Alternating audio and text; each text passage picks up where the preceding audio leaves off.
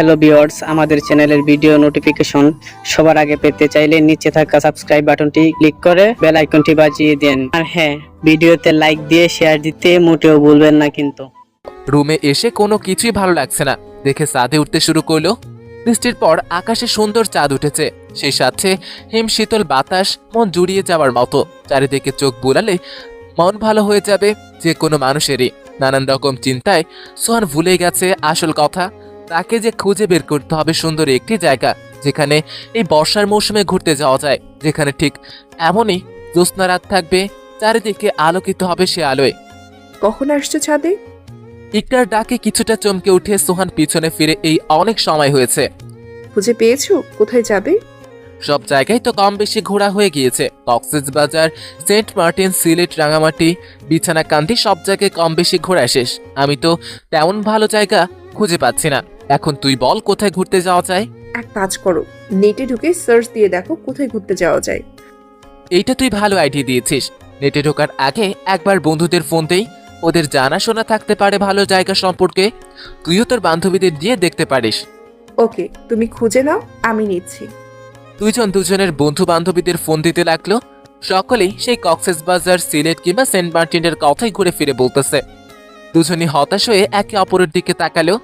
ইকরা সোহানকে বলল, আসলে বন্ধু বান্ধবীদের দিয়ে কিছুই হবে না, তুমি বরং নেটে ঢুকে সার্চ দাও। তাই করব। সোহান নেটে ঢুকে সার্চ দিল।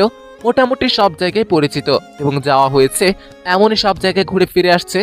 সোহান মন খারাপ করে ইকরার দিকে তাকালো। আচ্ছা, আমরা ঘুরতে যাই কেন বলো তো? কেন আবার? সুন্দর পরিবেশে মন ভালো করার জন্য। ঠিক তাই, শোনো, তবে আমরা এবার গ্রামের দাদা বাড়িতে বেড়াতে যাব। সকলের সাথে দেখা হলে সকলের মন ভালো হয়ে যাবে, আর সুন্দর পরিবেশে ঘোরাও হয়ে যাবে। ওয়াও, অসাধারণ একটা বুদ্ধি দিয়েছিস তো। কে বলে তোর মাথা মোটা? এই তো তোর মাথায় চিকন বুদ্ধি আছে। এই, আবার এসব বলছো? দুইজন ঝগড়া করতে করতে প্রচন্ড বাতাস শুরু হলো। দুজন দৌড়ে সিঁড়ি দিয়ে নিচে নামতে যেয়ে একজন আরেকজনের সাথে মাথায় মাথায় টাক খেলো। সোহান ইকরার দিকে আর ইকরা সোহানের দিকে তাকালো। দুইজন দুজনের দিকে তাকিয়ে থেকে প্রচন্ড শব্দ করে হেসে উঠল। এমন সময় সিঁড়ি দিয়ে উপরে উঠতে থাকা মিলু চিৎকার করে বলে উঠল, ভূত ভূত। মিলুর এমন কাণ্ড দেখে দুজন আরো কিছুটা সময় হেসে তারপর নিচে নেমে আসলো। নিচে নামতেই দেখতে পেল মিলু ডাইনিং এ বসে থরথর করে কাঁপছে আর আস্তে আস্তে কি যেন বলছে। কিরে বুলু, তোর কি হইছে?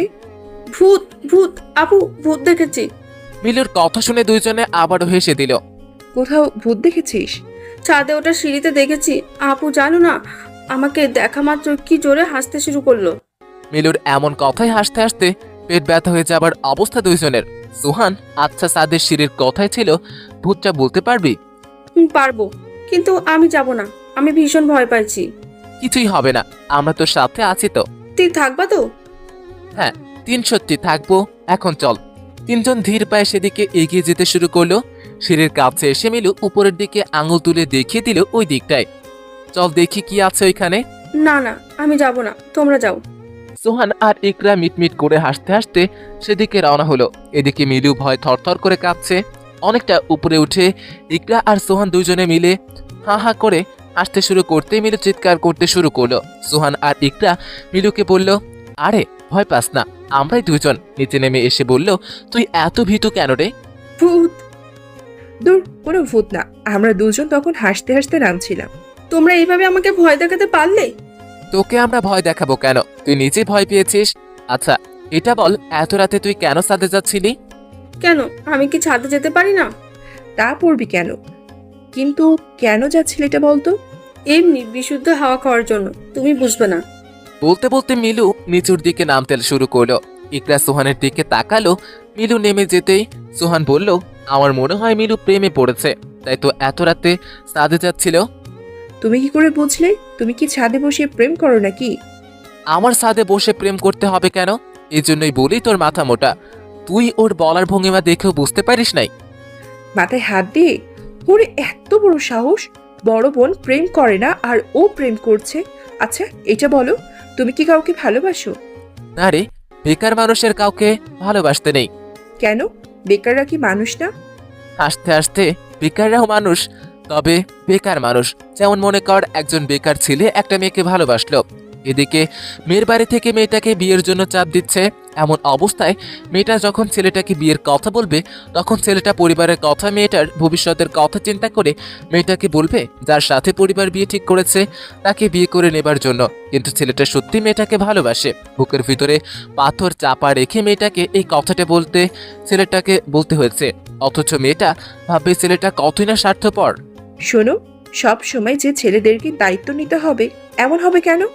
আমি হলে ছেলেটাকে বলবো আমি তোমাকে সাহায্য করব বিয়ের পর, যতদিন না তোমার চাকরি হচ্ছে। আমি দুটো টিউশনি করি, না হয় আরো দুটো টিউশনি বাড়িয়ে করব। ইকরার কথা শুনে মুগ্ধ নয়নে আধো আলো আধো অন্ধকারে তাকিয়ে রইল সোহান। মুখ থেকে কোনো কথাই যেন বের হতে চাচ্ছে না। সোহানের শুধু চেয়ে থাকতে ইচ্ছে করছে। এই মাথা মোটা মেয়েটার দিকে না মাথা মোটা বললে ভুল হবে, কিছুটা হলেও মেয়েটার মাথায় বুদ্ধি আছে। সত্যি মেয়েটা জ্যামিতিতে যতটা কাঁচাই হোক না কেন, ভালোবাসার অঙ্কে পুরাই পাকা। এ যেন জ্যামিতির মিলিয়ে দেওয়া এক সূত্র। হয়েছে একটা জ্যামিতিক প্রেম। এমনি করে তাকিয়ে আছো কেন?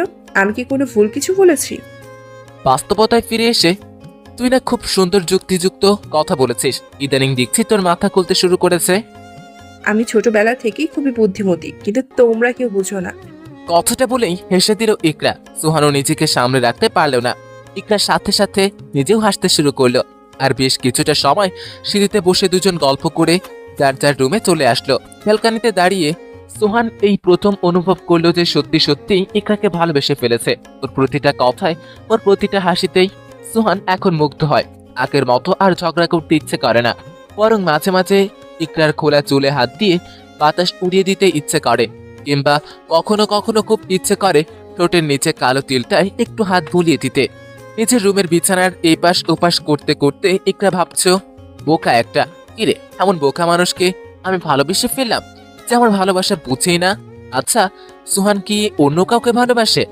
এখন কেমন জানি বদলে যাচ্ছে। আগের মতো আমার সাথে ঝগড়া করে না, আমার সাথে রাগ করে না। কত সুন্দর করে ভালোবাসার কথা বলার পর সোজা বেকারের উদাহরণ দিল। অথচ ওর চোখে আমি স্পষ্ট কারোর জন্য ভালোবাসা দেখেছি। কিন্তু কে সে? সে কি আমার থেকেও অনেক বেশি সুন্দরী? সে কি আমার থেকেও তোমায় বেশি ভালোবাসবে সোহান? ভাবতে ভাবতে একসময় দু চোখ বন্ধ হয়ে এলো ইকরার। সকালে নাস্তার টেবিলে সকলে একসাথে নাস্তা করতে বসছে। এমন সময় নীলু সবার সামনে বলে উঠলো, আমাদের বাড়িতে ভূত এসেছে। তোমরা কি জানো? তোরে কি দৌড়ানি দিছে? শুধু কি দৌড়ানি, আর একটু হলে হার্ট ফেল করে মারা যেতাম। কিসব উল্টাপাল্টা কথা বলছিস? মাথাটা কি পুরো নষ্ট হয়ে গেছে? সবার কথা শুনে ইকরা আর সোহান একে অপরের দিকে তাকিয়ে মিটমিট করে হাসছে। আমার মাথা ঠিক আছে, তোমার বড় মেয়ে আর ভাইয়ার মাথা নষ্ট হয়েছে। কোনো কারণ ছাড়াই হা হা করতে থাকে। গতকাল রাতে ছাদে উঠতেছিলাম, এমন সময় দুজন ছাদের ওপর থেকে নামছে আর এত উচ্চ সুরে হাসাহাসি করছে যে অন্ধকারে ভয়ে আমার আত্মার পানি শুকিয়ে গিয়েছিল। এবার মিলুর কথা শুনে সকলে একসাথে উচ্চ স্বরে হেসে দিল। অনেক সময় হাসাহাসি করে সোহানের বাবা জিজ্ঞেস করলো, তোদের জনকে যে দায়িত্ব দিয়েছিলাম তা কত দূর? এই আর এমন কি কঠিন কাজ? টাকা দিয়ে যাও, কবে বেড়াতে যাবে সে ডেট বলো। তোরা এত ফাস্ট হয়ে গিয়েছিস, তা কোথায় বেড়াতে যাবি বল দেখি, জায়গা পছন্দ হয় কিনা। তা বলা যাবে না। একবারে ঘোরাঘুরিটা সম্পূর্ণ সারপ্রাইজ হবে। সোহানকে বিশ্বাস না করা গেলেও ইকরাকে বিশ্বাস করা যায়। তোরা কি বলিস? সবাই বলল, হ্যাঁ অবশ্যই করা যায়। কেন সোহানকে কেন বিশ্বাস করা যাবে না? অবশ্যই আমি সোহানকে বিশ্বাস করি। সোহান অবশ্যই ভালো কিছু প্ল্যান করবে। বলতে বলতে পকেট থেকে টাকা বের করে দিতে থাকলো সোহানের বাবা। আরে আরে কি করছিস? আমি টাকা দিচ্ছি। দুজনে ভাগ করে দাও, সাথে আমরা দুজন টিকিট কাটতে যাব। সেই টাকার সাথে ফুচকা খাবারটাও দিবা। ইকরার কথা শুনে সবাই অট্ট হাসিতে ফেটে পড়লো। দুই ভাই মিলে টাকা দিয়ে নাস্তার টেবিল থেকে উঠতে উঠতে বলল, আগামী শুক্রবারের টিকিট কেটে আনবি, মানে মাত্র 2 দিন সময়। আর অবশ্যই গন্তব্যস্থান যেন সুন্দর হয়। তাই নিয়ে তোমাদের চিন্তা করতে হবে না, তোমরা নিশ্চিন্তে থাকতে পারো। সকলে চলে যাবার পর সুহান ইকরার দিকে তাকিয়ে বলল, টাকাগুলো তোর কাছে রাখ, আর দুপুরের পর রেডি হয়ে থাকবি। লাঞ্চ করেই টিকিট কাটতে চলে যাব দুইজন। আচ্ছা ঠিক আছে। দুজন নিজেদের মতো করে চলে গেল রুমে। দুপুরের খাবার শেষ করতেই সোহান ইকরাকে বলল, তাড়াতাড়ি রেডি হয়ে নে, একটু পরে বের হব। আর কি রেডি হব? আমি তো রেডি। ইস, এই পোশাকে তুই আমার সাথে যাবি? আমার একটা মান সম্মান আছে তো, আর আমি একটা ইয়ং হ্যান্ডসাম ছেলে। তোমার মাথা থাকো, তুমি নিজে রেডি হয়ে নিও। ঠিক 4টের সময় আমরা বের হব। আচ্ছা। দুইজন নিজেদের রুমে চলে গেল। ইকরা মনে মনে হাসছে আর বলছে পাগল একটা। ঠিক 4টার সময় ইকরা সিঁড়ি দিয়ে নিচে নামতে থাকে। ডাইনিং এ বসে থাকা সোহান সেদিকে তাকিয়ে বসা থেকে দাঁড়িয়ে যায়। অপলক নিচে নামতে থাকা ইকরার দিকে চেয়ে রয়। চোখের পলক যেন কোনোভাবেই ফেলতে পারছে না সোহান। প্রিয় নীল রঙের শাড়ির সাথে ম্যাচিং করে হাতে নীল চুড়ি পড়েছে, খোপায় গোলাপ ফুল আর চোখের পাপড়ি টানা কালো কাজলে। সোহান মনে মনে বলে উঠল অপূর্ব। তখন যে ইকরা সোহানের সামনে চলে এসেছে সেদিকে সোহানের খেয়ালই নেই। এক দৃষ্টিতে সোহান চেয়ে রয়েছে। সোহানের সামনে দাঁড়িয়ে কানের কাছে হাত নিয়ে তুড়ি মেরে এইভাবে তাকিয়ে আছো কেন? চমকে উঠে তোকে দেখছিলাম। ইস, গোলাপের জায়গায় যদি কাঠ গোলাপ হতো তাহলে আরো সুন্দর মানাতো তোকে। কে এনে দিবে শুনি? আমার কি আর এই বাড়িতে আপন বলতে কেউ আছে? আচ্ছা যা, কোনো একদিন এনে দিব। এখন চল, দেরি হয়ে যাবে না হলে। অনেকটা পথ যেতে হবে। দুইজন বাসা থেকে বের হয়ে রাস্তায় এসে দাঁড়ালো। একটি রিক্সাও দেখা যাচ্ছে না। এদিকে বাইরে এখনো ভালো রৌদ্রের তাপ রয়েছে। সোহান ইকরার দিকে তাকিয়ে বলল চল, মোড় পর্যন্ত হেঁটে যাই। ঠিক আছে। বলে সোহানের সাথে সাথে হাঁটতে শুরু করলো। কয়েক পা হেঁটে ইকরা দাঁড়িয়ে গেল। সোহান পিছু ফিরে তাকিয়ে কি হলো? শাড়ি পরে এইভাবে একা আমি হাঁটতে পারি না। তাহলে কি করব? এদিকে তো কোনো রিক্সাও নেই। বলতে বলতে আবারও ইকরার সামনে এসে দাঁড়ালো। ইকরা নিজের হাত সোহানের দিকে বাড়িয়ে দিয়ে ধরে রেখো, তাহলেই আমি হাঁটতে পারবো। ইকরার হাতের দিকে হাত বাড়াতেই সোহানের হার্টবিট বাড়তে শুরু করলো। তবুও সাহস করে সে হাত বাড়িয়ে ইকরার হাতটাকে হালকা করে চেপে ধরল। সোহানের হাতের স্পর্শে ইকরা মিষ্টি করে হাসি ফুটিয়ে সোহানের পাশে হাঁটতে শুরু করলো আর মনে মনে বলল গাধা একটা। কিছু বললি? কই না তো। ওহ আচ্ছা, আমি মনে হয় ভুল শুনেছি। ইস, এই অবস্থায় যদি তোমার প্রেমিকা দেখে ফেলে তুমি আমার হাত ধরে নিয়ে হেঁটে বেড়াচ্ছ, তবে তোমাকে যে কি করবে ভাবতেই আমার কেমন জানি হাসি পাচ্ছে। ইকরার কথা শুনে জোরে জোরে হাসতে হাসতে, না আমার কোনো প্রেমিকা আছে আর না এসব নিয়ে টেনশন আছে, বরং নিজের চিন্তা কর। একবার যদি তোর বয়ফ্রেন্ড দেখে ফেলে তাহলে কেমন হবে ব্যাপারটা? হর, আমি ওইসব কিছুই না। কি বলিস? সত্যি তোর কোনো বয়ফ্রেন্ড নেই? বললাম তো নেই। তোমার বিশ্বাস না হলে আমার কিছু করার নেই। ওইসব প্রেম ভালোবাসা আমার দ্বারা হবে না। আচ্ছা তুমি বলো, তোমার কেমন মেয়ে পছন্দ, খুঁজে দিব। থাক, লাগবে না। হুম, বলো তো তুমি। চোখ দুটো টানা টানা, ঠোঁটে লেগে থাকবে মিষ্টি হাসি। মায়াবে সেই হাসিতে আমার মন হারাবে। তার কথায় মুখটা ছড়বে। আমি মুগ্ধ হয়ে তার দিকে চেয়ে রইব। তার হাইট তোর মতো হলে ভালো হবে, একটু কম বেশি হলে সমস্যা নেই। তবে ঠিক তোর মতো ঠোঁটের নিচে একটা তিল থাকা চাই। তা না হলে আর আমার প্রেম ভালোবাসা হবে না, বুঝলি? তুমি চিন্তা করো না তো, আমি ঠিকই খুঁজে এনে দিব এমন মেয়ে। সত্যি এনে দিবি? মনে মনে তোমার মাথাটা ফটিয়ে দিব। হ্যাঁ, সত্যিই দিব। সোহান মনে মনে, আস্ত মাথা মোটা একটা মেয়ে। এত করে বুঝালাম তবু বুঝলো না। আর কি করে বোঝাবো তোকে? এত সুন্দর একটা সুন্দরী মেয়ে পাশে থাকার পরও সে অন্য মেয়েকে নিয়ে কল্পনা করছে। ইচ্ছে করছে একটা ধাক্কা মেরে ট্রেনে ফেলে দিতে। দুজনের ভাবনা জুড়ে শুধুই দুজন, অথচ কাউকে কেউ বলতে পারছে না কতটা ভালোবাসে। রিকশায় উঠে শ্যামলের উদ্দেশ্যে রওনা হলো দুইজন। পাশাপাশি বসেও তাদের মাঝে অনেকটা গ্যাপ রেখেছে সোহান। ভাঙা রাস্তায় কারণে ঝাঁকুনি লাগছে বারবার। ইকরা ঝাঁকুনিতে বারবার সামনে চলে যাচ্ছে শাড়ি পিছলে। কি করবে ভেবে না পেয়ে সোহানের হাতের ভিতরে নিজের একটা হাত ঢুকিয়ে শক্ত করে চেপে ধরতেই সোহানের শরীর পা দিকে কিছুটা ঝুঁকে এলো। দুজনের দেহের সাথে দেহের স্পর্শে দুজনেই কিছুটা কেঁপে উঠল। সোহানের এক দৃষ্টিতে চেয়ে রইল ইকরার দিকে।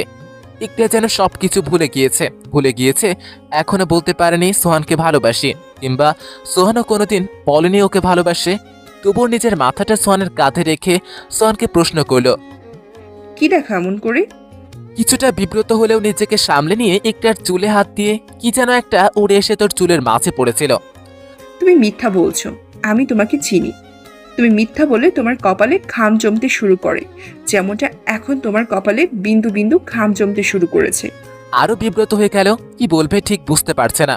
তবে কি ইকরা বুঝে ফেললো সে তাকে ভালোবাসে, নাকি ও অন্য কিছু মনে করলো? আরে না, আমি কেন মিথ্যা বলবো তোকে?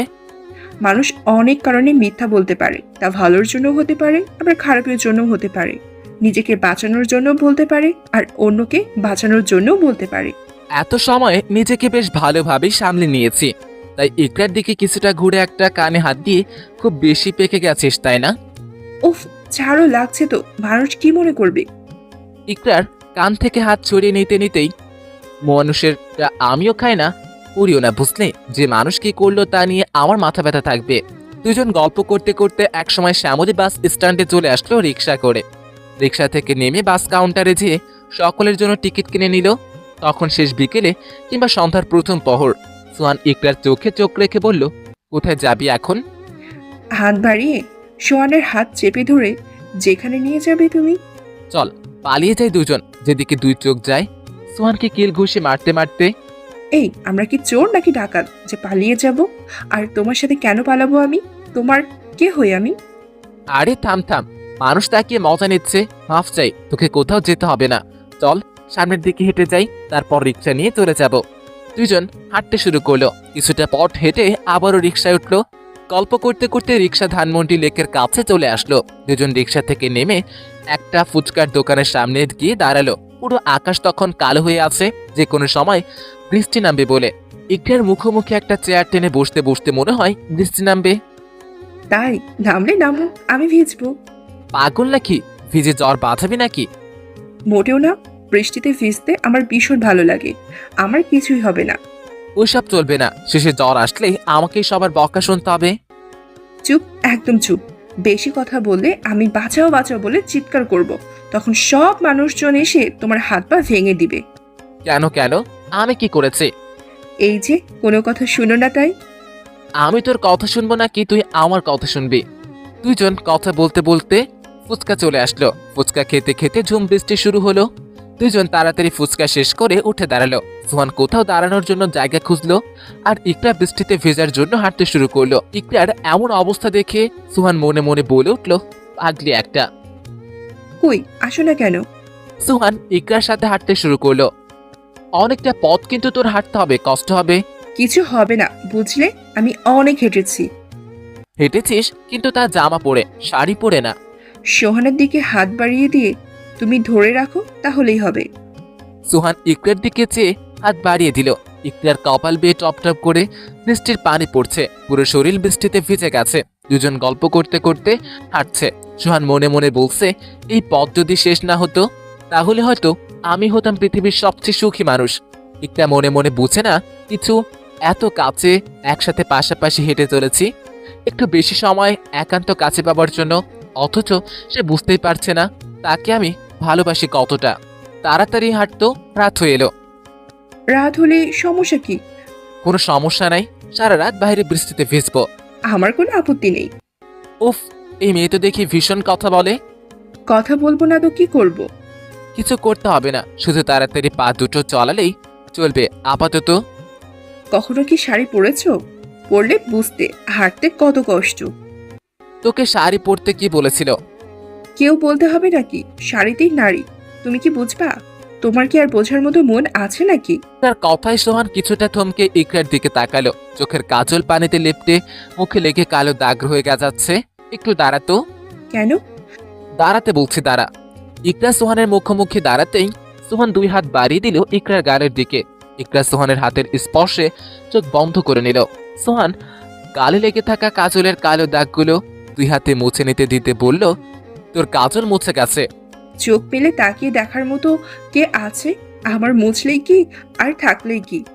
তুই কি জানিস তোকে সাজলে অসম্ভব সুন্দরী লাগে? হাঁটতে হাঁটতে আগে তো কেউ বলেনি, তাই জানতাম না, আজই প্রথম জানলাম। আচ্ছা তাই বুঝি, তার কি কি জানিস না তুই? জ্যামিতি বুঝি না, ওইটা বুঝিয়ে দিও। আচ্ছা দিব। একটা কথা বলবো? বল। তুমি এখন আমার সাথে ঝগড়া করো না কেন? এখন তো তুই অনেক বড় হয়ে গিয়েছিস, তোর সাথে ঝগড়া করলে লোকে কি বলবে? আমি বড় হইছি কবে? তুই কি এখনো ছোট আছিস? বিয়ে করিয়ে দিলে তো সংসার করার সাথে সাথে ডজনখানেক সন্তানের জননী হয়ে যাবে। এসব উল্টাপাল্টা কথা বলবা না একদম। হাসতে হাসতে তোকে একটা কথা বলবো। বলো। না থাক, অন্য একদিন বলবো। সোহানের এমন কথায় ইকরা বড় বড় চোখ করে সোহানের দিকে তাকালো আর মনে মনে বলল, ইস, ভালোবাসে কথাটা বলতে চেয়েও বলতে পারলো না। দুজন হাঁটতে হাঁটতে যখন বাড়ির সামনে এসে দাঁড়ালো তখন রাত প্রায় 8টা বাজে। বাড়ির ভিতরে ঢুকতেই সকলে ওদের দেখে হো হো করে হেসে দিল। সোহান পকেট থেকে পলিথিনে পেঁচানো টিকিটগুলো ইকরার হাতে দিয়ে বলল, ভালো করে রেখে দিস। কোথাকার টিকিট কাটলি দেখি? না, এখন দেখানো যাবে না। সারপ্রাইজ তো সারপ্রাইজই থাকবে। সবাই আরেকবার একসাথে হেসে দিল। সোহান আর ইকরা যার যার রুমে চলে আসলো ফ্রেশ হবার জন্য। ফ্রেশে কিছুটা সময় রেস্ট নিয়ে দুজনেই আবারও ফিরে আসলো রাতের খাবার খাওয়ার জন্য। সবাই মিলে রাতের খাবার শেষ করে গল্প করতে শুরু করলো। গল্পের এক পর্যায়ে ইকরার বাবা বলল, সোহান, চাকরি তো হচ্ছে না, এক কাজ কর, আমাদের ব্যবসাটাই বুঝে নে। আমার আর ভাইয়ার বয়স হয়েছে, এখন তো ব্যবসা তোর বুঝে নেওয়া উচিত। আমি বলছি না এখনই তোকে বুঝে নিতে হবে, ঘুরে আসি, তারপর না হয় বুঝে নিস। আমি ওই ব্যবসার কিছুই বুঝি না। তোকে বুঝতে হবে না, আমরা দুজন বুঝে দিয়ে তবে অবসরে যাব। তাছাড়া তোর বয়সও হয়ে যাচ্ছে, বিয়ে তো দিতে হবে। বাবার মুখে এমন কথা শুনে সোহান কিছুটা লজ্জা পেয়ে গেল। বাবা সোহানের দিকে তাকিয়ে বলল, তোর কাউকে পছন্দ থাকলে বলতে পারিস। বাবা, এখন এসব কথা থাক না, সামনে অনেক সময় আছে। তাছাড়া বাড়িতে দুটো মেয়েও আছে, তাদের বিয়ের বয়স হয়েছে। এসব তোকে ভাবতে হবে না, আমরা সবকিছু ভেবে রেখেছি। দীর্ঘ সময় নানান বিয়ের কথা ইচ্ছে ইকরা মনে মনে ইচ্ছে মতো সোহানকে বকা দিচ্ছে, ফাজিল একটা। আমি তোকে ছাড়া কাউকেই বিয়ে করব না, আর তোকেও অন্য কোনো মেয়েকে বিয়ে করতে দিব না। নানান রকম কথা মনে মনে ভাবছে ইকরা। কথা বলতে বলতে রাত প্রায় 11টা বেজে গেল। সবাই নিজেদের রুমে চলে আসলো। সোহান বিছানায় শুয়ে ভাবছে কি করে ইকরাকে মনের কথা বলা যায়। ওকে মনের কথা না বলতে পারলে বাবা অন্য জায়গায় যদি বিয়ে ঠিক করে ফেলে তখন সব শেষ হয়ে যাবে। ইকরা দক্ষিণা বাতাসে ভেজা চুলগুলো ছেড়ে দিয়ে মনে মনে, মেজাজটা কি পরিমাণ গরম হয় এই ছেলেটার উপর। আমি এত ভালোবাসি কেন বুঝে না। মেয়ে মানুষ হয়ে আমি কি করে বলি যে ওকে কতটা ভালোবাসি। ওর জন্য কষ্ট করে সাজি, শাড়ি পরি, বৃষ্টিতে ভিজে, তাও কেউ বুঝে না। ওর প্রতিটা কথা আমার স্পর্শে। আমি ভালোবাসা খুঁজি, তা কি ওর চোখে পড়ে না? যেইভাবেই হোক ওর মুখ থেকে ভালোবাসার কথা বলাতেই হবে। সকালে নাস্তার টেবিলে ইকরা সোহানের দিকে তাকিয়ে বলল, আমাকে আজ ভার্সিটি দিয়ে আসবে, আমার ক্লাস আছে। কেন, তুই তো আগে একা একাই ভার্সিটিতে যাতায়াত করতি। এখন কি আমি বড় হই নাই? তো কি হয়েছে? রাস্তা দিয়ে যাতায়াতের সময় ছেলেরা যেন কেমন করে তাকায়। বোরখা পড়ে যাবি। বোরকা পরে গেলে কি ছেলেরা তাকায় না? সোহান কিছু বলতে যাবে এমন সময় বাবা বলে উঠল, আহা, তোর সমস্যা কোথায় দিয়ে আসলে? তোর তো আর ক্লাস নেই কিংবা কোনো চাকরিও নেই, বলেই পকেট থেকে 500 টাকার একটা নোট বের করে দিয়ে, এখন থেকে যতদিন তুই ব্যবসা না বুঝিস ততদিন এটাই তোর চাকরি, এই নে অগ্রিম বেতন। বড় বড় চোখ করে ইকরার দিকে তাকিয়ে মনে মনে, কত বড় হয়েছিস, দেখবো তো আমি। কিছু বললে? কই না তো। তুমি বুঝবে না, টম আর জেরির মাঝে অনেক ভালোবাসা, তাই তো দুজন শত ঝগড়ার পরও একে আরেকজনকে ছেড়ে যায় না। তোকে বিয়ে দিয়ে দুজনকে আলাদা করে দিব। চাচির মুখে এমন কথা শুনে যেন সোহানের হৃদয়টা কেঁপে উঠল। চোখ দুটো মুহূর্তেই পানিতে ছলছল করতে লাগলো।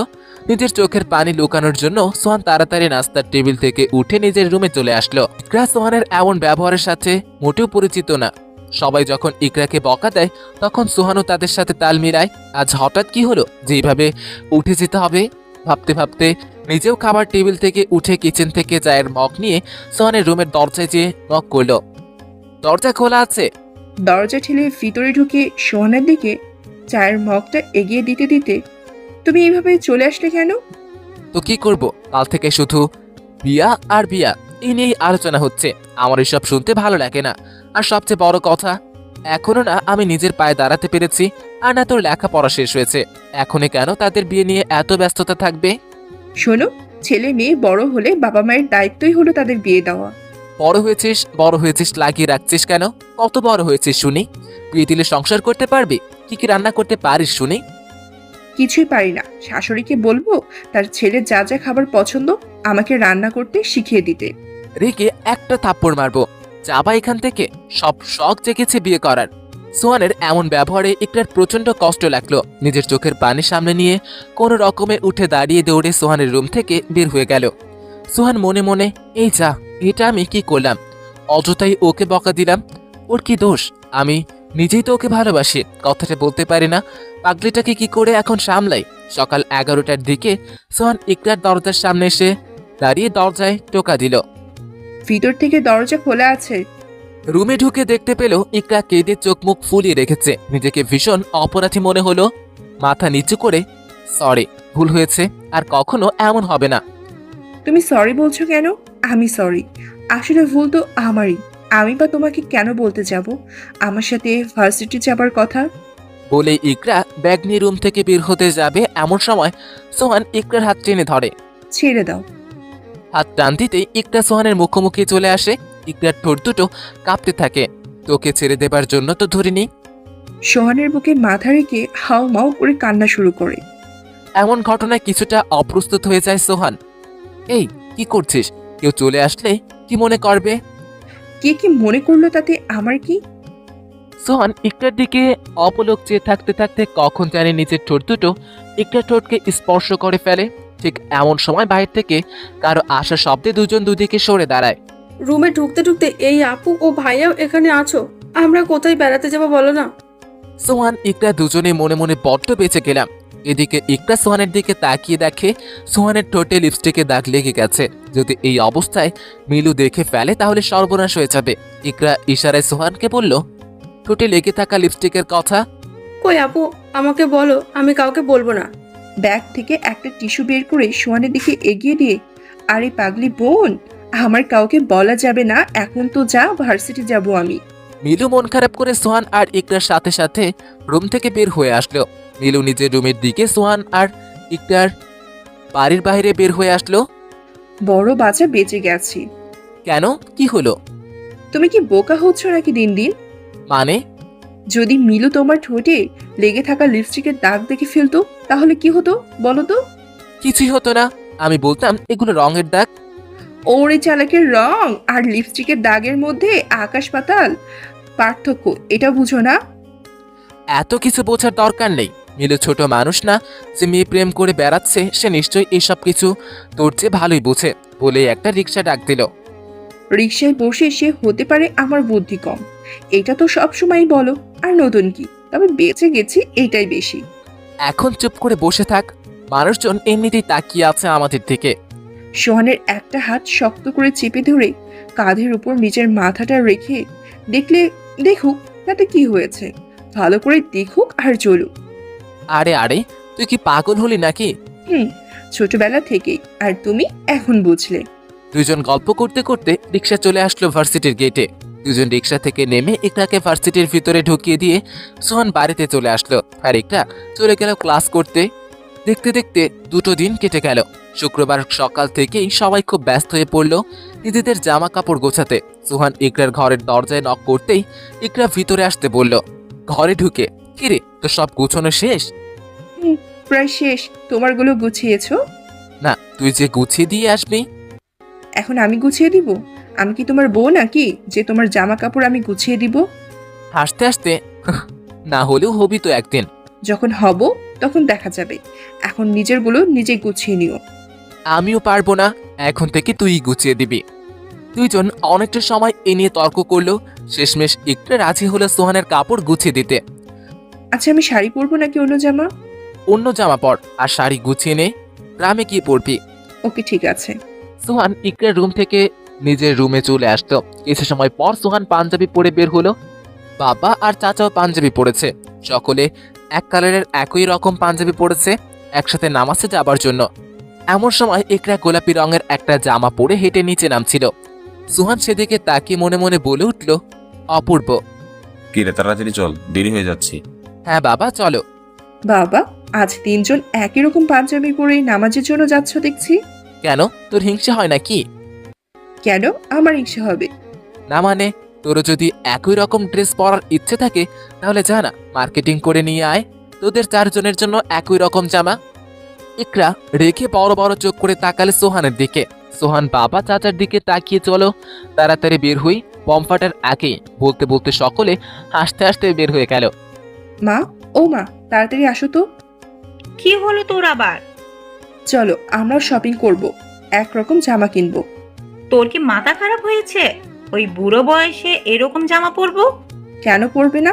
বাবার চেয়ে তোমার বয়সটা নিশ্চয়ই বেশি না? মা, আপু কিন্তু কথাটা ঠিক বলেছে। চল চল, এখন ছেলে মেয়েরা যা পছন্দ করবে আমাদেরও তাই করতে হবে। কিন্তু বুবু। কোনো কিন্তু চলবে না, যাও সবাই 5 মিনিটের ভিতর রেডি হয়ে আসো। সকলে তাড়াহুড়ো করে রেডি হয়ে আসলো, বের হয়ে পড়লো শপিং এর জন্য। এদিকে নামাজ পড়ে 3 জন বাসায় এসে কাউকেই পেল না। এদিকে ক্ষুধায় পেট চুচু করছে সোহানের। বাসায় এসে সবাই আলোচনা করছে কোথায় গেল ওরা। সবাই রেগে সোহানের দিকে তাকালো। আমার দিকে এইভাবে তাকিয়ে আছো কেন? তোর বুদ্ধিতেই তো ওর বাসা থেকে বের হয়েছে শপিং করার জন্য। আমার কি দোষ? আমি কি জানতাম নাকি ওরা সত্যি সত্যি চলে যাবে? আরে থামো না তোমরা, গেছে যাক, ওদেরও তো মন চায় নিজেদের মতো করে একটু সাজতে। আর যেহেতু ঘুরতে যাচ্ছে, নিজেদের মতো করে মার্কেটিং করুক। সোহান নিজের রুমে এসে চার্জার থেকে ফোনটা খুলে ইকরার নাম্বারে ফোন দিল। ফোন ধরে কি হয়েছে বলো? এই তোরা কই রে? এই তো মার্কেটিং শেষ করে বের হলাম। কেন, কোনো সমস্যা?